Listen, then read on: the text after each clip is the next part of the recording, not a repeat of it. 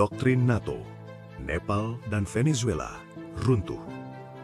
Tanda-tandanya sekarang ada di Indonesia. Perang modern bukan soal tank. Soalnya, siapa yang menguasai kepala rakyat. NATO tidak bicara teori konspirasi. Mereka bicara doktrin resmi. Dalam dokumen strateginya, NATO mengakui satu hal sederhana tapi berbahaya. Negara bisa dilumpuhkan tanpa ditembak. Cukup dibuat bingung, saling curiga, dan kehilangan kepercayaan. Ini yang mereka sebut ancaman informasi.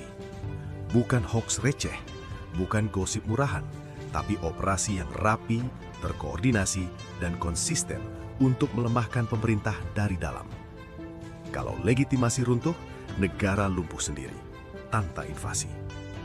Karena itu, NATO bicara soal cognitive warfare, perang yang targetnya bukan wilayah, tapi cara berpikir manusia.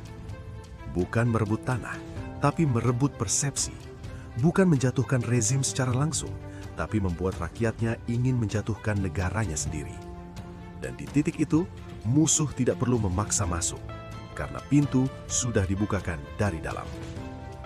Nepal dan Venezuela bukan jatuh tiba-tiba, mereka melemah pelan-pelan.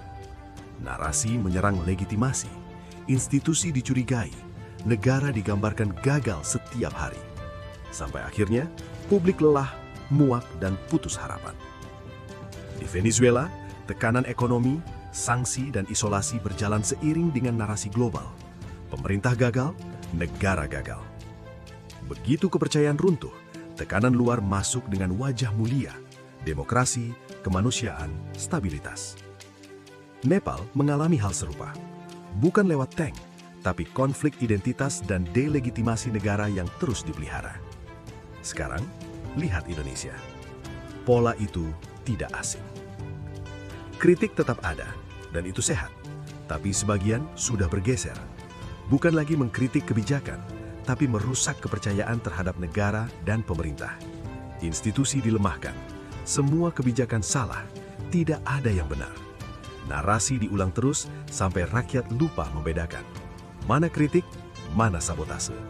Mana pahlawan, mana provokator. Dan ini yang sering tidak disadari. Saat rakyat sibuk ribut dengan negaranya sendiri, pihak luar tinggal menunggu untuk masuk. Karena perang modern tidak butuh tentara banyak.